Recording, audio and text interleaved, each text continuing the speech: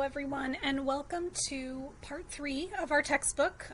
This lecture corresponds with the section asking what is gender. So in this recording, I'm going to focus primarily on introducing you to the primary theories of sex, gender, and sexuality, which our authors will be often using, referring to, or contending against in their respective papers. I won't be going through each of the authors individually to try to keep this on the shorter side of things, so please make sure to look through those PowerPoints more thoroughly when you have the time. I'm also going to be referencing a comparison sheet, which I've included on slide 4, and I use a lot of shorthand in that, so I'm going to go through that with you so that you can understand how to utilize that for reference, both throughout the course and also in our writing assignment if you're interested. So the first couple slides in this PowerPoint actually discuss a lot of elements of biological sex that I introduced in one of our first lectures. So I'm not going to go through it again here, but please make sure to revisit that lecture if you're interested.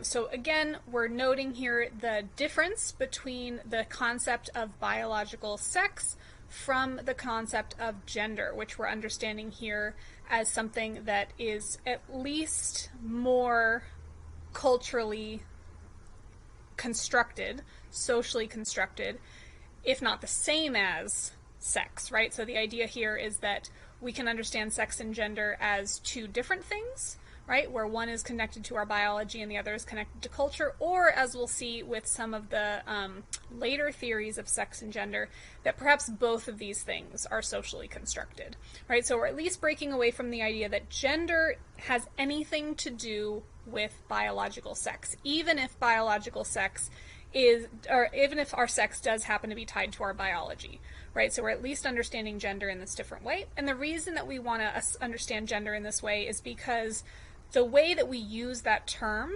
is going to capture a lot of aspects more that we might associate with our personality or other non-innate character traits, right? So things that we're not born with.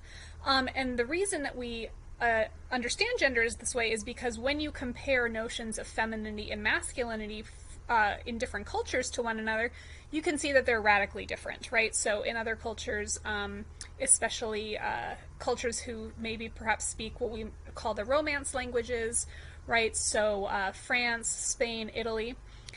Notions of masculinity there are actually quite different from the way they are in the United States. For example, men in those countries are much more comfortable expressing physical intimacy with one another without it being a sign of potentially the fact that they're homosexual, right? So you could have men who would engage, right? This is because kissing is often much more part of those cultural traditions, right? So they are willing to be more embracing of one another, right? Holding hands, right? All of these things that in a more Americanized context might signify something about one's sexuality. In these cultures it need not, right? So there are a lot of other examples perhaps you can think of, but that's one reason to suggest that gender, right, even under its most limited construction for us to understand it, is something that changes over time,